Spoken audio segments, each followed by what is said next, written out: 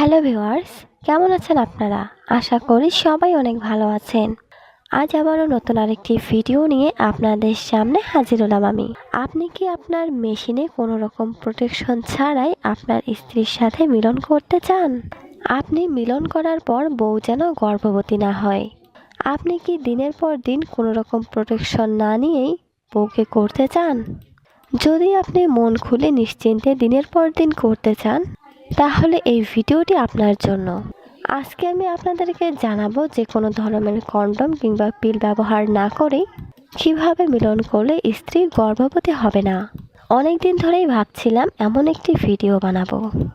তো দর্শক, বুঝতেই পারছেন ভিডিওটি কতটা গুরুত্বপূর্ণ, তাই ভিডিওটি না টেনে সম্পূর্ণ ভিডিওটি দেখুন।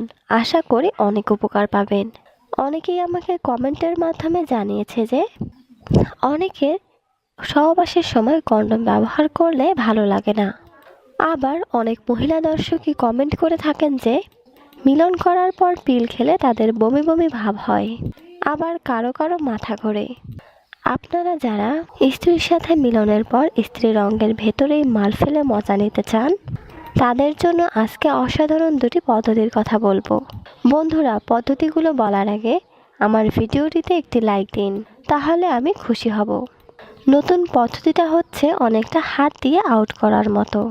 স্ত্রীর সাথে মিলন চলাকালীন স্বামীর যখন মনে হবে এই বুঝি তার বের হয়ে গেল, তখন মেশিন তার স্ত্রীর যোনি থেকে বাহির করে নিয়ে এসে বাইরে আউট করতে হবে।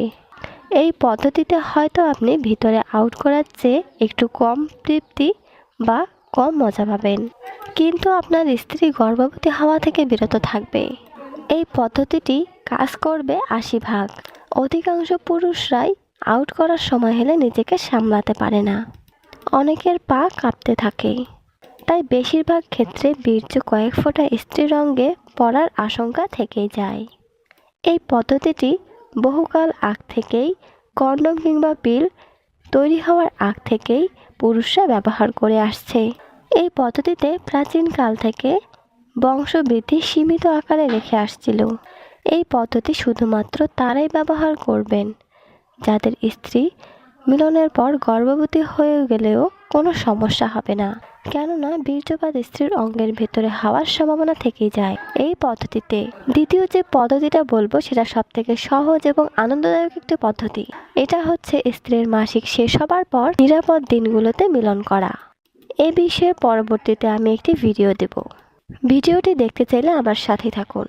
তো দর্শক, আজ তাহলে এই পর্যন্তই। সবাই ভালো থাকবেন, সুস্থ থাকবেন। ধন্যবাদ সবাইকে।